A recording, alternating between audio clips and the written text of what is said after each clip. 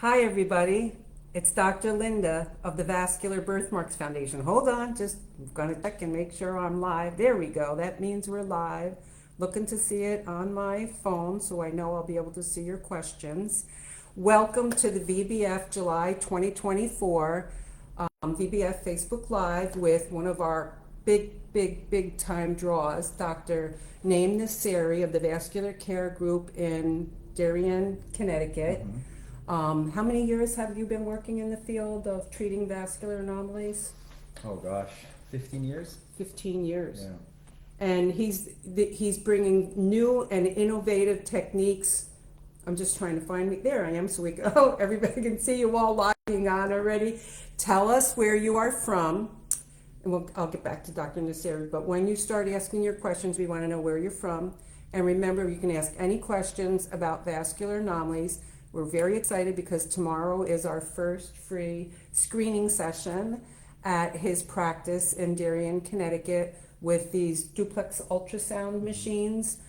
He uses this all the time before he treats because he wants to get a nice three-dimensional view. But anyways, I'd like him to tell you a little bit about himself before we start answering your questions because I can see you all joining us now. So tell us about yourself a little bit and about your interest in vascular anomalies.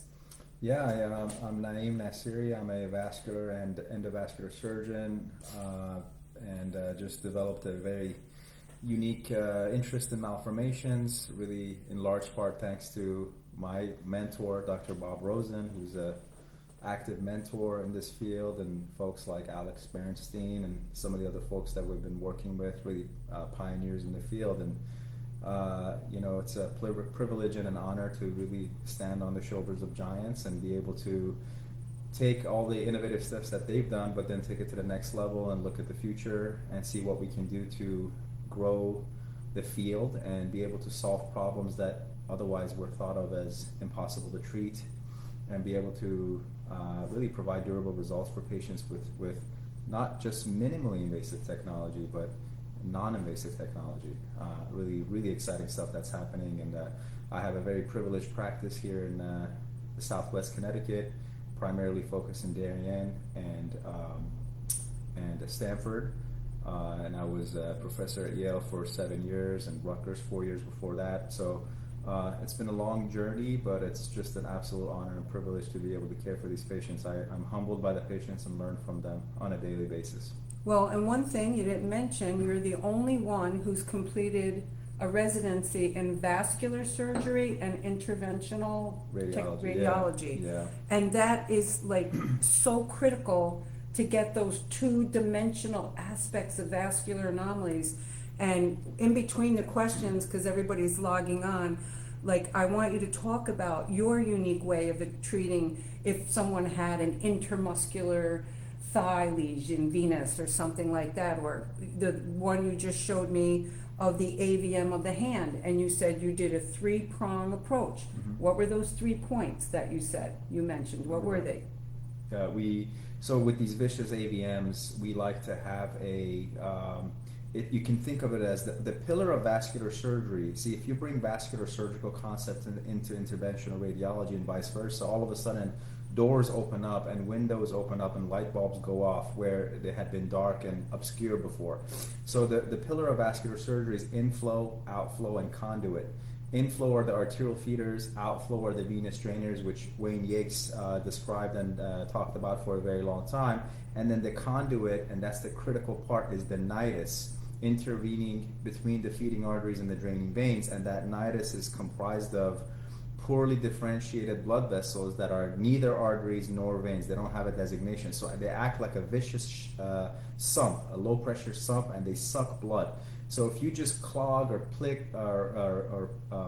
plug or clip these arteries or veins without getting the nidus obliterated, you've basically done the patient no good. And that's what a lot of Poking the bear. You're poking the bear, exactly, and the bear is going to come back more angry later. So you have to address all those elements separately, the most important one being the nidus. And so you infiltrate the nidus with a variety of different techniques, and we'll happy to talk about that later, but you halt the venous drainers and you halt the arterial inflow. And lesions that were previously deemed incurable, or lesions that had led to patients losing their hands, fingers, and even their lives due to uncontrollable hemorrhage, are now essentially curatable. I would say, and I'm going to give a percentage, like 95% of the flow through the malformation can be shut down. And I know this because we've come up with a mechanism based on some of the things that we learned in vascular surgery, where we can quantify and specifically measure the volume of blood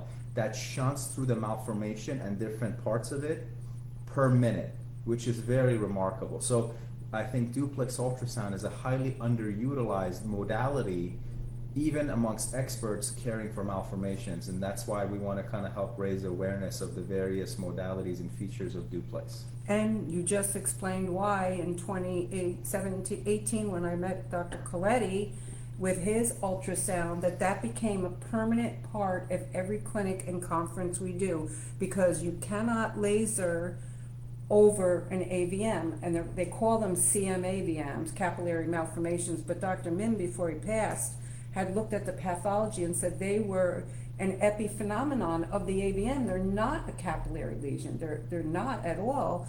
And so that's why these ultrasounds are critical.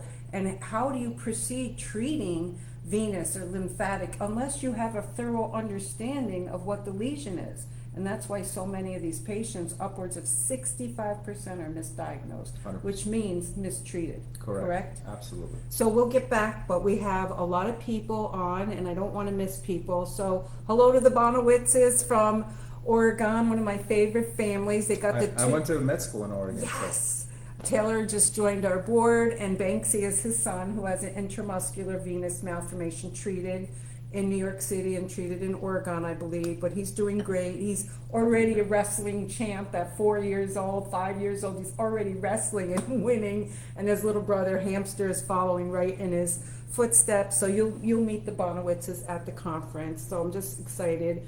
We have Nalian, Marla, Bermudez, and Gina is on. Hi, Gina. Hi, Nikki.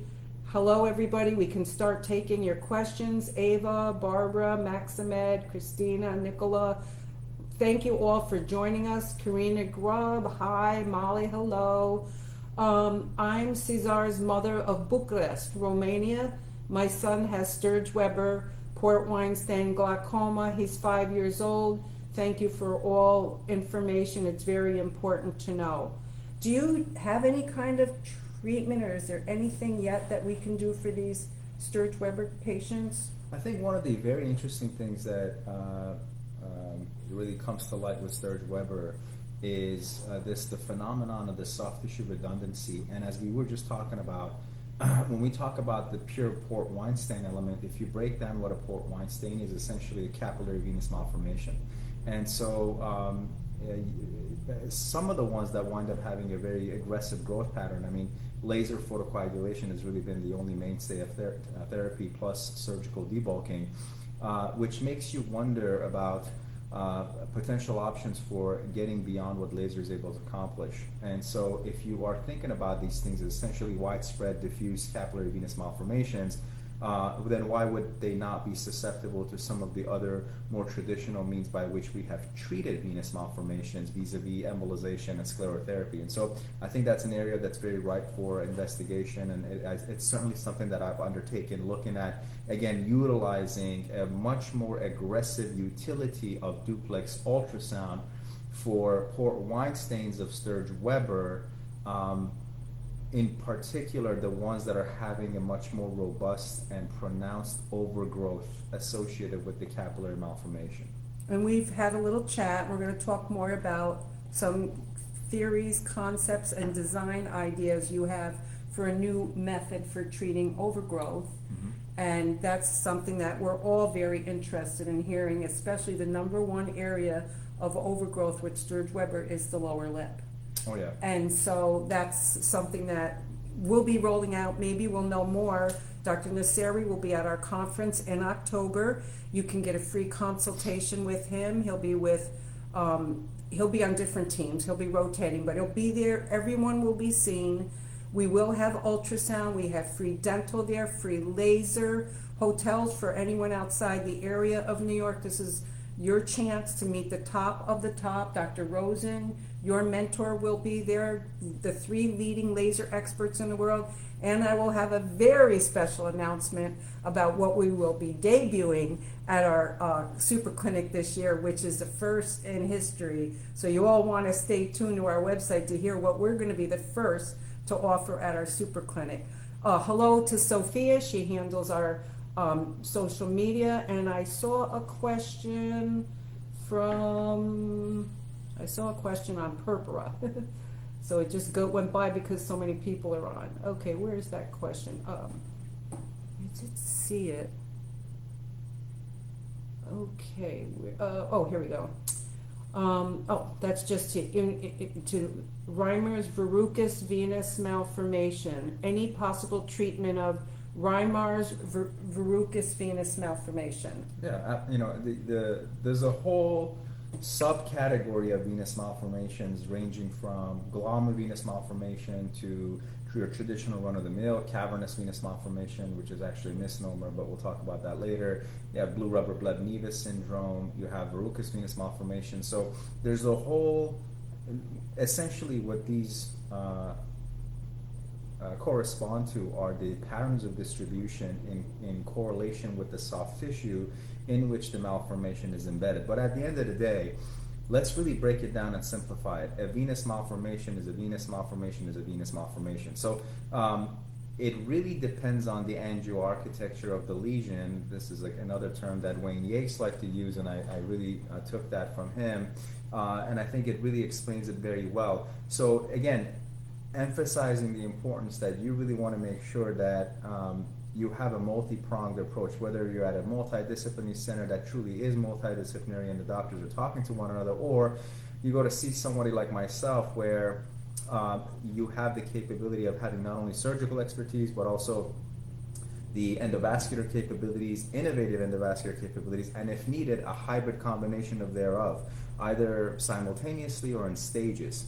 And me personally, I'm a huge advocate of staging some of these procedures. What's nice is I can embolize them, then can go ahead later on, and me myself is going to be the person resecting them. So as far as an understanding for malformations in general go, it's very important for the surgeon who then goes in and feels these things and palpates them and removes them and understands them when he or she has sort of embolized it before. So again, emphasizing the importance of a multifaceted approach. But there are tons of things being done on the malformation side with the use of various approaches to embolization, utilizing novel agents for embolization. I was actually just in Spain, and I presented the first in-human use of using these molecularly active agents that are all the craze right now.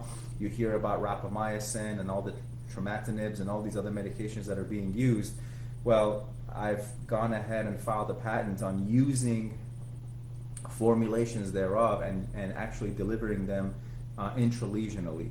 This has never been done before, and my experience was really the first in the world through a patent that was filed through the Yale Office of Cooperative Research and the Yale School of Law. And so that's a very exciting pattern that's happening right now, because we know that the pathways that are implicated in the development of these venous malformations, and then really exciting stuff happening on using a variety of different embolotherapeutic agents for treating malformations, ranging from adhesive products to detergent-like compounds to combinations thereof, depending on what the flow pattern is. And stay tuned, as we just got FDA approval for the first ever use of ultrasound technology, not just as diagnostic purposes, but also for ablative purposes. So think of it, folks. You all have an ultrasound. Imagine just having an ultrasound probe not even touch your skin, holding it over the area that's in problem and pressing a button on the computer screen, and the ultrasound literally zaps that venous malformation or AVM or unwanted structure. And that's called HIFU. It's called HIFU, high intensity focused ultrasound. And I've been trying to get somebody to do it for 3 years, and he's already ahead of the curve. Yeah, first approved. So we have United States Food and Drug Administration for what's called an investigational device exemption for myself to be able to perform these. Right now, we're not quite up and running yet, as there are some fiscal issues pertaining to the clinical trial. We are very excited to have had the FDA approval, which means that the United States FDA really feels that this is a very important modality to be able to pursue and to treat patients with these very tough lesions. So I think the future of vascular malformations is not only minimally invasive, but rather non-invasive. And who's the fantastic foundation that's going to help you recruit these? Of course, none other than VBF. That's right. So None we'll other be than VBF. recruiting the 30. We're expecting it to be 30 adults, right? Over 16, I guess it would be.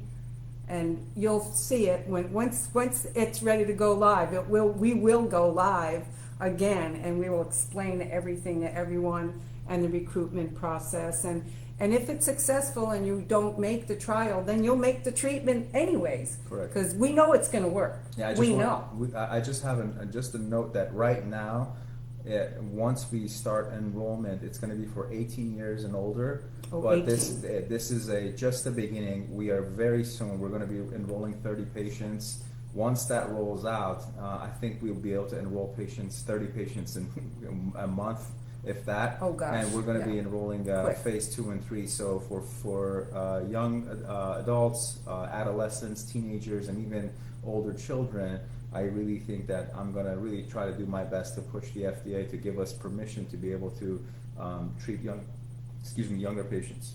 So stay tuned. Stay tuned. We may end up That's the message. having a full clinic on this. Who knows? Yeah. We've got a lot of questions. Sure. Now, I don't know if this is your wheelhouse, but she wants to know, the more laser treatments you get to lighten a birthmark, and the birthmark gets lighter, will the purpura also be lighter? It depends on laser and the type of Technology. laser and the frequency that you're using. And again, I really want to emphasize, please make sure, I'm hoping that you're just talking about Sturge-Weber or Port-Weinstein, but please make sure if there's soft tissue redundancy associated with any Port-Weinstein, that you've done your due diligence to make sure that there's not an underlying vascular malformation. Sometimes, as Dr. Linda has talked about over and over again, what has been deemed as a Port-Weinstein is actually a secondary manifestation of venous hypertension associated with either a venous malformation or an arteriovenous malformation. And let's not forget about the secondary angiokeratomatous lesions that are associated with some AVMs. Angiokeratomas are sort of, you can think of them as also microlymphatic malformations that are superimposed. So there's a whole... And venous. Correct. It is a whole inflammatory and secondary venous congestion phenomenon that takes place. And then over time, there's hemosiderin deposits that can extravasate and deposit into the soft tissues.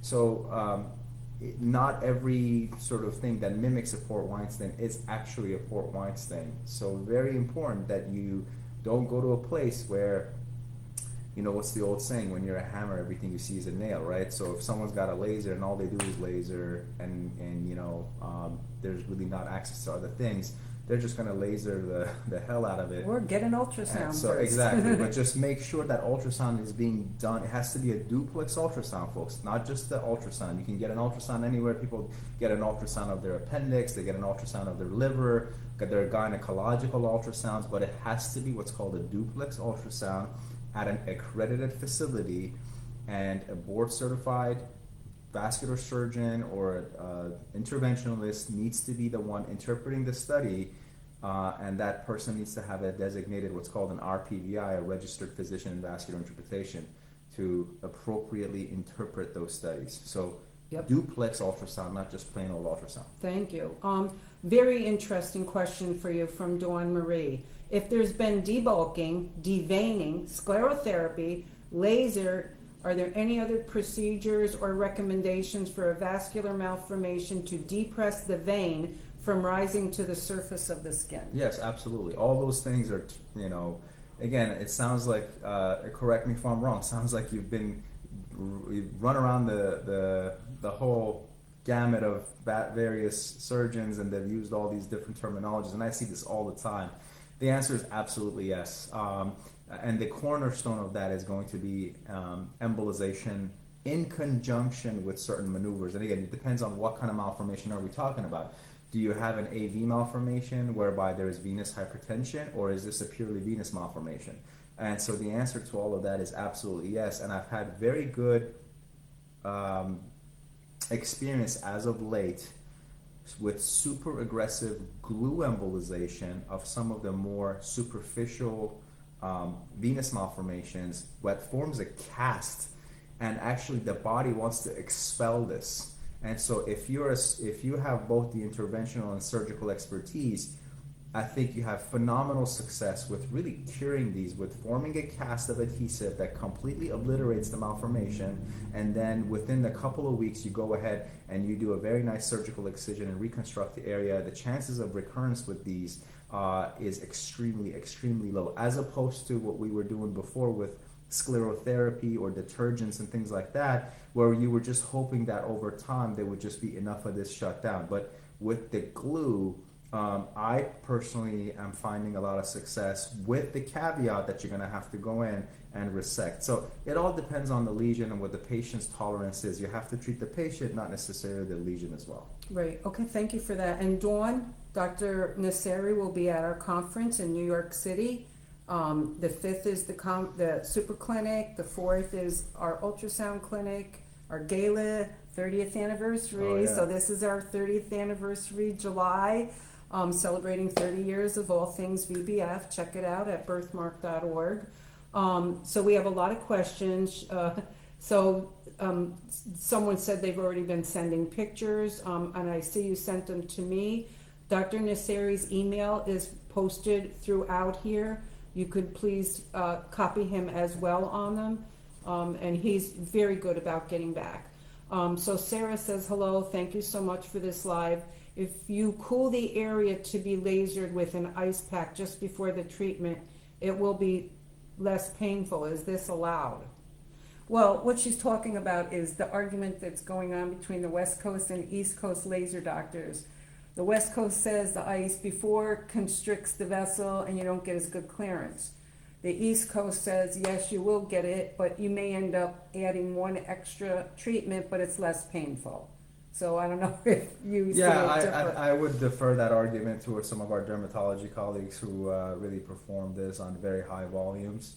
Again, my emphasis is that just please make sure that I like Dr. Linda's term is don't poke the bear. So if you have an AVM, folks, or a venous malformation, and it kind of looks like a port wine stain, like, well, let's try to make it less red. And someone goes and literally drills holes and photocoagulates the AVM, you can actually make this much worse. So if it's truly a port wine stain and nothing else deep to it, by all means, do what you need to do. These are not necessarily dangerous. Obviously, it's cosmetically concerning, but please make sure that any underlying lesion, any underlying soft tissue hypertrophy has been evaluated by a dedicated duplex ultrasound. Right, she was talking about that. That's correct. Thank you. Melissa, she says she's 52, had numerous laser treatments. Last one when I was 35, never really saw results. Interested in trying again. Well, I want to say something to everybody. There's a new laser in town. And also there are new techniques. And Dr. Geronimus, to reduce pain, has now done with the dynamic cooling that's attached to the device. It was always zap cool. Now he's doing cool zap cool, so it's providing a reduction of about 20% to 25% in pain, and he's still getting 90% of the clearance he wants. So what, But it's making it so much more tolerable, and he just started this new cool zap cool. It's something easy they can all do because we know the dynamic cooling reduces the pain. Right. So I would just say that I'm a huge fan of whatever makes it more comfortable, even if it means that you may have additional sessions of treatment. If it makes it less painful and you can get it done, I'm all for that. Becca's question, she said, I'm late to the broadcast now. So all of you know, I did one with Dr. Nassiri back in March. It's still on our website, our Facebook page. I've done over 60 of these with top world-renowned experts. You can go back as many times as you want. If you go to our website at birthmark.org, click on our YouTube icon at the top, and go back and hear the other things, because she came late and she wants to know what type of vascular malformations will be in your trial. It's a good question. So what I did is I went to the FDA and I explained to the FDA that there's a huge component of both venous malformations and arteriovenous malformations even, right? Arteriovenous malformations, you don't generally think of the venous side, but there's a lot of what we call venous hypertension or congestion of the veins. So be it a purely venous thing, that's pretty straightforward and self-explanatory, but arteriovenous malformations were not thought of generally as causing venous congestion. But we now know that the major pillar of pathology and the major burden of pathology with AVMs is actually the venous hypertension. And so what that means is that patients with both AVMs and venous malformations, including the ones that have syndromes such as Klippel-Trenaunay syndrome, which is one of my areas of expertise, Clove syndrome, another area that I'm really interested in Parks-Weber, these patients all suffer from venous hypertension. Not only that, folks, very important, that's why you need a vascular surgeon to overlook all these things. There are implications within the deeper vascular structures of the body that drain the legs, the arms, and they drain into the heart and go into the belly. There are implications of long-standing pressurization. I just had a lady in her late 40s, early 50s, diagnosed with Klippel-Trenaunay syndrome, had a severe case of iliac vein compression that had gone unrecognized and untreated for many, many decades. A lot of these ladies that have these syndromic varieties of malformations, especially the PIK3CA related overgrowth syndromes, tend to have an element of iliac vein compression that needs to be evaluated and looked at. So you got to look at the plumbing of the system, if you will, top to bottom, in a foundational and organized, staged, logical manner. Very important to be aware of the whole body and not just focus on just where the problem is.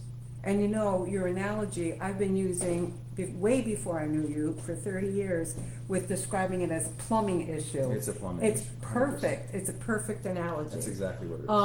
Another lady said she joined late and she wanted to know if the ultrasound is just for port wine stains, but I think we mean any cutaneous lesions. Any vascular anomaly. Anything. Yeah. Could be a dot, and that's the thing we're finding is these people that have, we had at our last super clinic, a woman came in with a son with an AVM, and then she's like, her daughter had a port wine, what they thought was on her face. Her daughter, they lasered it and all of a sudden it blew up. Well, you know now, it's an AVM, and they call it CM-AVM.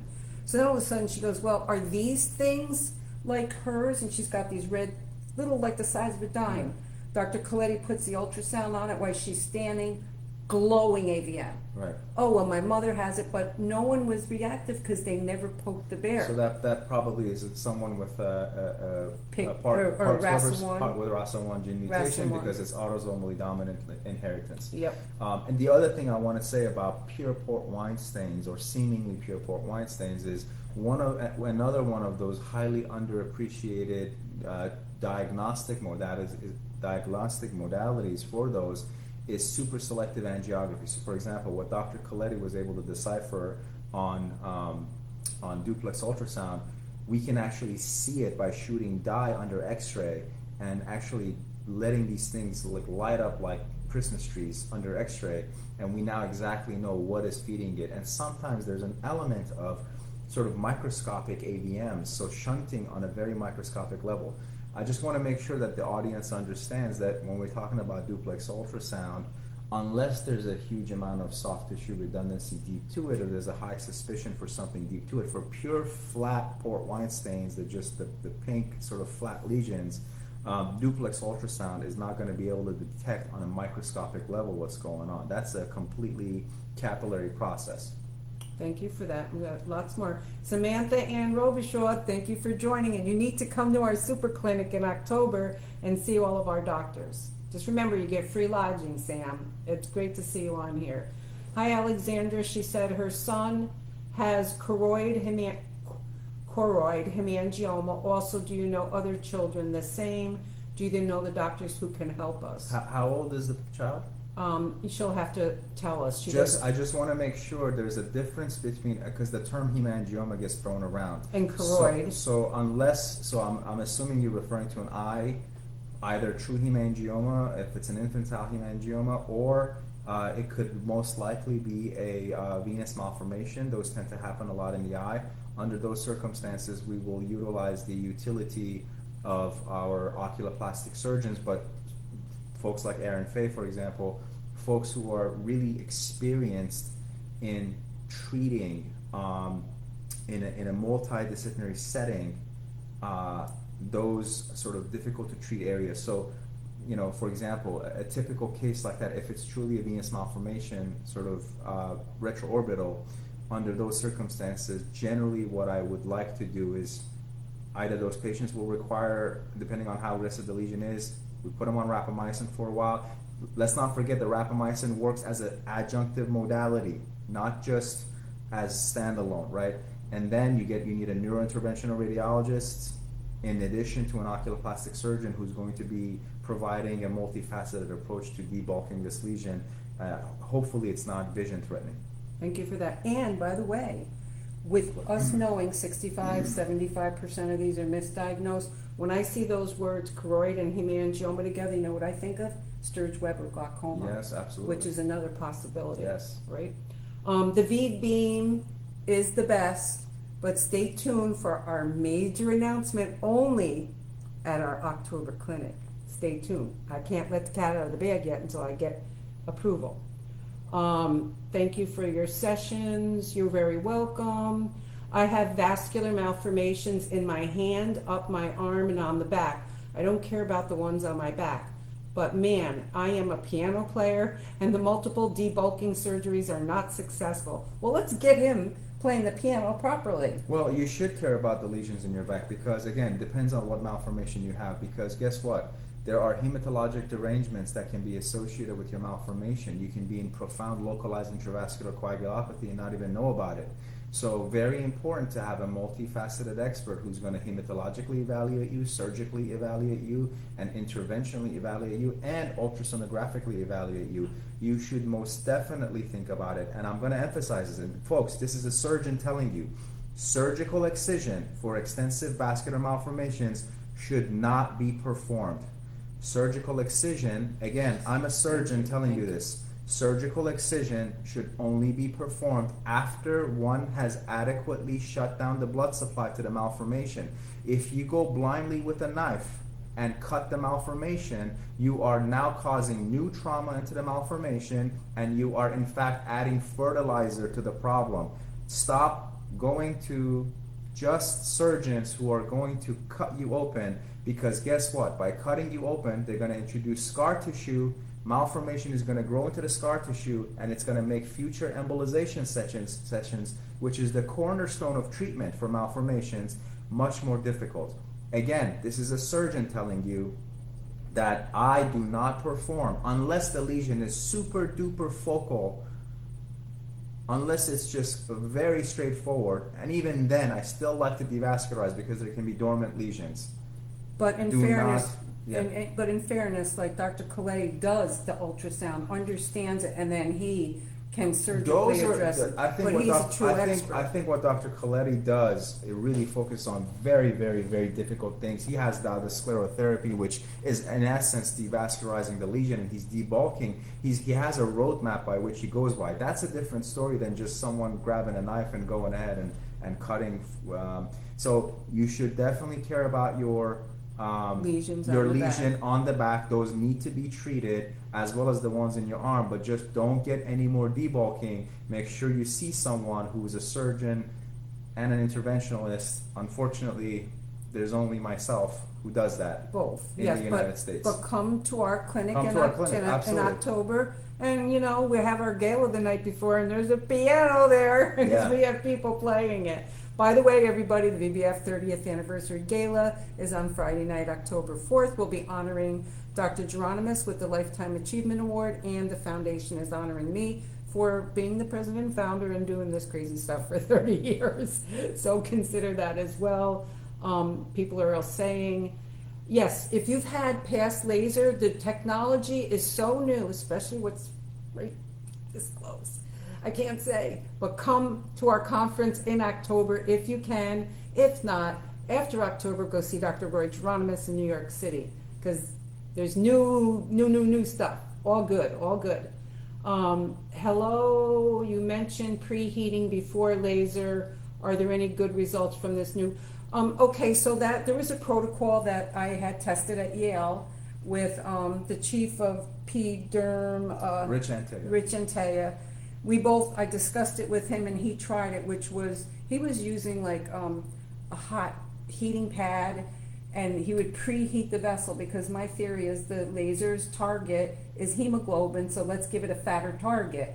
And he was seeing back and forth, so then I said, let's use the Photona laser because I observed women who had laser with the Photona were instantly vascularized. And it's gentle, it's like a long pulse, like the YAG long pulse. So now he's like experimenting with that, but we don't have a focused study of that yet. But in theory, I think it will work. I don't know. Richard is a great guy. He's been a colleague. I've worked with him for 7 years, so he knows what he's talking about.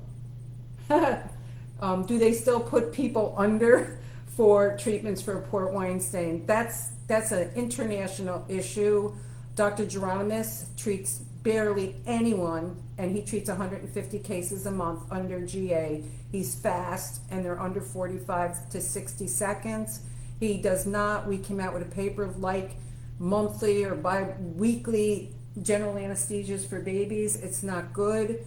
Adults usually can put up with it, and with all the new technology coming out, and I did say technology, I didn't name any specific names, but what's coming out is going to be quicker, bigger, less painful, better results than anything we've ever had with lasering a port wine stain. In light of that, I just want to give a shout out to our practice, the Vascular Care Group, which has really, my collaboration with them has really pioneered the ambulatory, outpatient, and out of the hospital care of vascular malformations. This has never been done before. I'm very proud to be able to provide this really cutting-edge, innovative care for patients, even children. I just treated a 4-year-old with a massive macrocystic lymphatic malformation in the office with the patient awake and the father in the room, which makes a huge impact. We avoid intubating these patients. We avoid the neurologic potential complications of over and over repeated general anesthesia in a very friendly spa-like environment.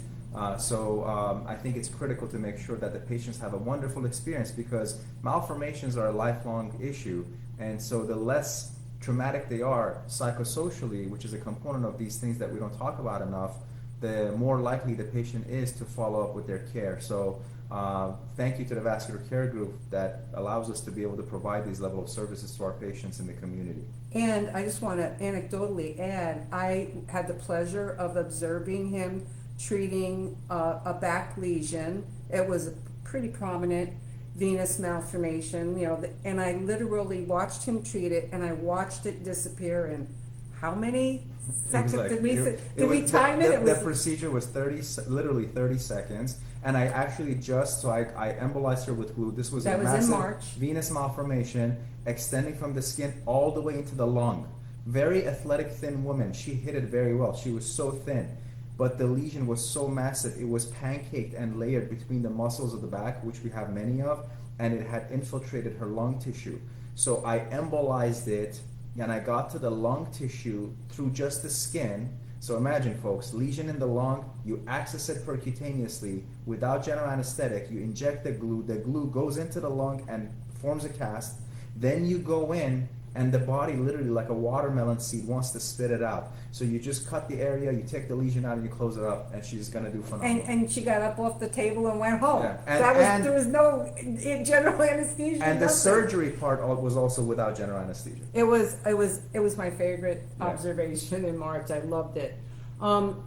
Yes, well, okay. Can repeated port wine stain laser treatments cause permanent damage? In the wrong hands, one laser treatment can scar and cause permanent damage. That's why we have experts on our website that we know. We don't have them all on there, because if I haven't seen their outcomes, I'm not going to have you bring your precious baby to somebody. We have people coming to our clinic in October who have been scarred, which is why I'm bringing the leading expert, Dr. Gerald Goldberg of Tucson, Arizona, who knows how to use the laser to remove the scar that was done from previous laser damage. So again, if you haven't registered for our conference in October to get these free services, well, then you're going to have to wait till next year, because they're only October And who else in the world does this but VBF? Nobody. Nobody. Okay, boy. Okay, okay. Thank you for asking. Okay. Oh, going through. Hi there. I recently was diagnosed with an AVM under my chin, which extends into my tongue. I've been told options are surgical removal or glue embolization. I'm not in pain, but I have a heart arrhythmia and the area is swelling. I'm in my 40s. I was referred to an oral max clinic of the hospital, and they seem to be overseeing my treatment. Should I ask for a vascular surgeon to lead my case instead? I would say no. As the vascular surgeons, aside myself, is this patient in the United States? I don't know. See, that's why she probably just got on. But remember, everybody, tell us where you're from, because, well, first of all, you should come to the super clinic. But if they're in the U.S., go ahead. Yeah. So I would say that there are not many vascular surgeons, in fact, really no major vascular surgeon who comprehensively manages these aside from myself. So unless you're coming to me, I would say no, but there could be a prominent interventional radiologist, and even then I would really say you want guys like Bob Rosen or Wayne Yates, really the names that really stand out, or myself, again, overseeing this. So to simplify it and say your options are just surgical excision or glue embolization is really limiting. That's not true. Somebody has to perform a very detailed, super selective angiogram delineating the architecture of your malformation, understanding what are the feeding arteries, what are the draining veins, embolizing those extensively, and then in the hands of a very capable head and neck surgeon, reconstructive surgeon, in collaboration with embolization, you can then go ahead and think about reconstructive surgery. There can be glossectomies and tongue reconstructions that are done very successfully. I have a plastic surgeon I work with here, somebody like Giacomo Coletti, who's really phenomenal. Those are the people I would really go to. And I want to emphasize to the patients, I know it may be a little bit difficult, folks, but if you put up with a little bit of the inconvenience of working with someone like Dr. Linda, and then finding guys like Coletti, Rosen, myself, and everyone else, and all the experts that are on the platform, it'll save you a lot of headache and potentially damages to your body rather than going to someone quote-unquote convenient. So I encourage everybody to first and foremost reach out to Dr. Linda and see who she recommends, because there are folks who unfortunately dabble at these things, but they haven't dedicated their entire career to treating these things, and there's a tremendous experience difference. And again, I would want to send my family member, if they were to be afflicted with these issues, to someone who is really an expert within the VBF. So I know it's not the most convenient nowadays. I completely understand, and I'm sympathetic towards that. But what's more devastating is if you wind up in the wrong hands, or they do something suboptimal and, well, they throw their hands up, and then you wind up with, God forbid, something that is deforming or leads to a disability permanently. Oh, we know this already, what happens with AVM patients in the wrong hands. They end up in a vicious cycle. Absolutely. Through life-saving. Yeah, and something as simple as words are very powerful, folks. Words are one of the most powerful tools we have as human beings. And there are literature studies that have come out of Boston Children's Hospital that have shown if you simply call something the wrong thing, if something is a venous malformation and you call it a hemangioma, you have now set that patient on a cascade of erroneous diagnosis and treatment, and have set it up for failure and potentially catastrophic events. So even a wrong diagnosis can have really devastating complications. Well said. Kiara said, hi, is there anything for CMTC, anything to do with my son? But this, again, diagnosis. My son is 3 with raised clusters of blood vessels, which you don't usually see in CMTC. It was suggested to use an ultrasound under anesthesia to look, and laser if needed. Please don't laser this. Get a duplex ultrasound. I'm not sure why they're saying under anesthesia. I would actually say go ahead and get a contrast enhanced MRI. Make sure it's an MRI, not an MRA or MRV. That's going to give you tons of information, and make sure that is read by really an expert in malformations. And that can tell you exactly what's going on. If you're seeing raised clusters of blood vessels, most likely you're looking at probably arteriovenous malformation or venous malformation. The duplex can provide additional information as well, so we like to have both. The difference, folks, between MRI and duplex ultrasound is that duplex ultrasound provides live flow assessment, so you can see exactly what the flow pattern is. You can characterize that flow pattern by what's called spectral waveform analysis. It tells you characteristic lesions, and in our office we take it one step further, and if we detect flow, we can actually quantify the amount of flow. So we can say there's maybe 600 milliliters of blood flowing through this malformation per minute, and that's very important to know because that can be a means of successing or assessing treatment efficacy. So for that knee lesion, the first thing I would do is get a contrast enhanced MRI and go ahead and get a dedicated soft tissue duplex ultrasound. Thank you so much for that. And you can see Dr. Nassiri and all of you that are on. You come to the conference in October, you get to see him for free. You get free ultrasound for free.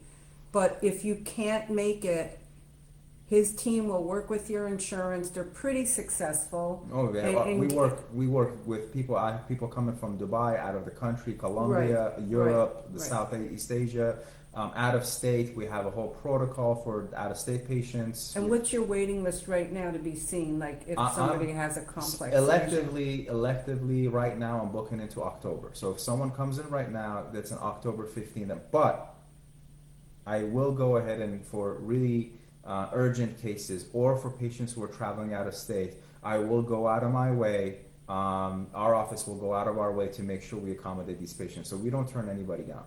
Thank you very much for that. 1 in 10 children, that was what John Mulligan and Andrew Young's first book on vascular birthmarks and malformation stated. Changes all the time, but they say 1 in 10 babies are born with some type of vascular birthmark, whatever that is. It changes all the time. For the slow flow malformations, it's 1 out of 1,000 live births, and including the syndromic varieties, you're talking about. Got a little dark there. It's sensitive to our head movements. We're talking about 3 to 4 million patients afflicted in the United States. And I would say the global population is at least equal to that. So you're not talking about maybe 8 to 10 million patients globally. Worldwide. And VBF's the #1 not-for-profit for these lesions. Worldwide. #1 worldwide.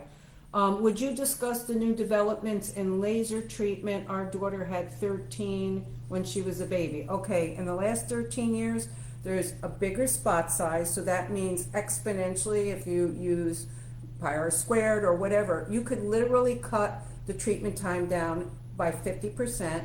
So the bigger the spot size, it's quicker, so that adds into the mathematical factor. So what Dr. Geronimus is saying, from 10 years ago to the brand new devices coming out, it's like 90% quicker and better. So 13 years, time to come back and get a laser treatment. Think about signing up for October, because there's going to be limited spots, and I will be screening and choosing for our new something or other, which I'm not talking about because I can't. Okay, see our previous comments.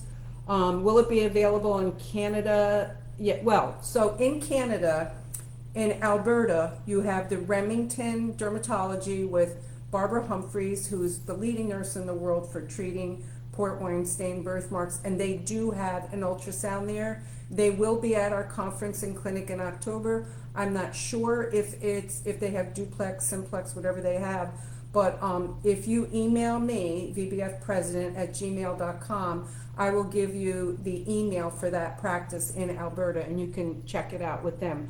But they're the only ones. I don't know if Sick Kids, I would assume they have it. I mean, it's Sick Kids, you would think. But Canada is one of the most difficult countries for how big the country is, and my grandfather was born there, how big the country is and how few doctors you have in that country that understand these. It's really an atrocity. Canada, right? Yes, yes.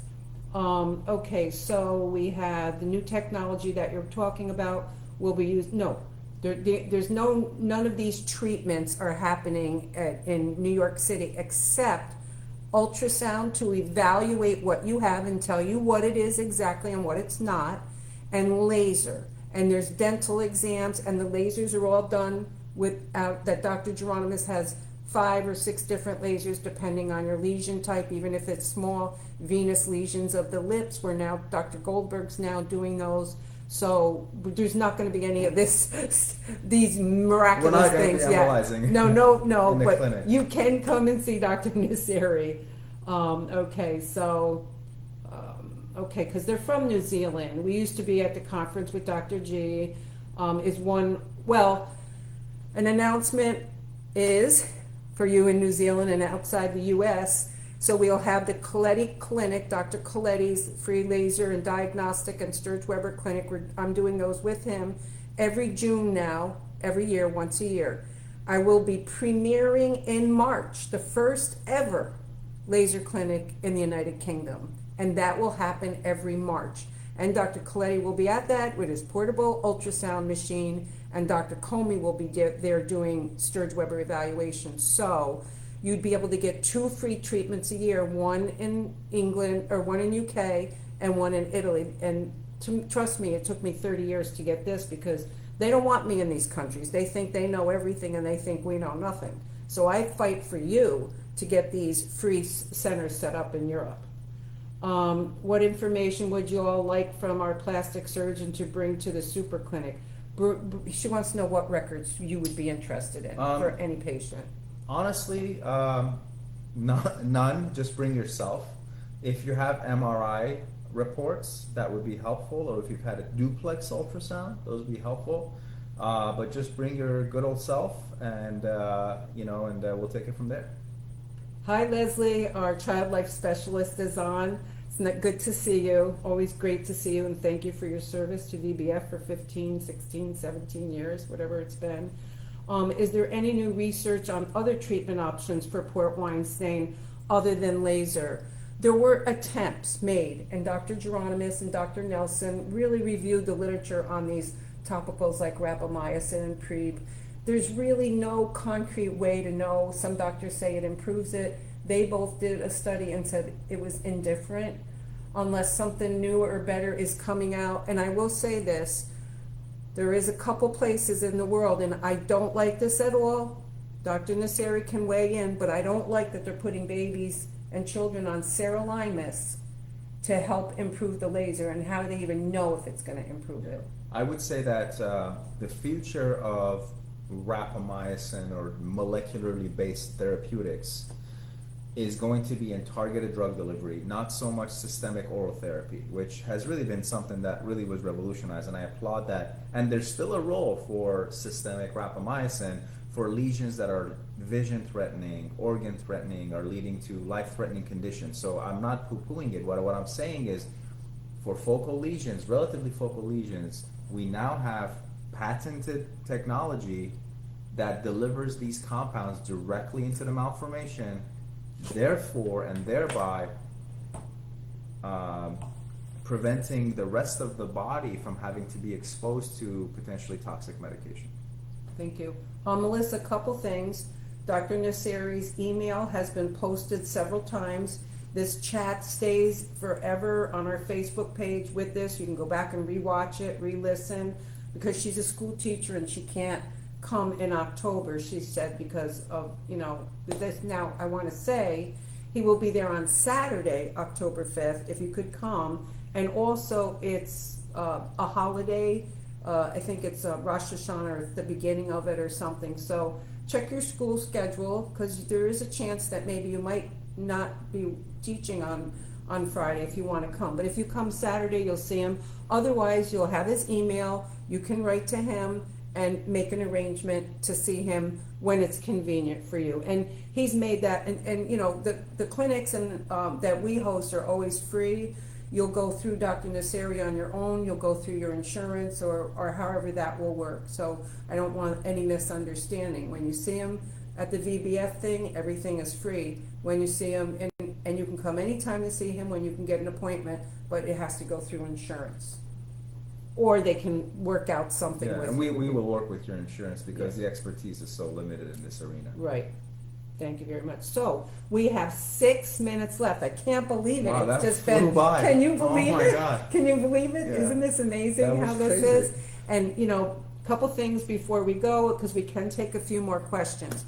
If you love the VBF live sessions, and since it's our 30th anniversary, we're asking all of you, and I don't do this, but we're doing it, we're starting to do it now. If you go to birthmark.org/donate, we're asking for $30, $1 per year for our 30 years of existence. That's very Most fair. anybody can donate 30. Do you know if the 150,000 people I have helped, that I've spent hours, emails, phone calls, texts, gave us only $30, I wouldn't have to do fundraising for probably 5 to 10 years. So if you love the services we provide, please consider donating at birthmark.org/donate $30. That's all in honor of our 30th anniversary, and you'll see that right on our page. And again, you can go back and rewatch these anytime you want. We mentioned HIFU, the high intensity focused ultrasound. We'll be working on that project together to get the 30 adults that will be in phase 1.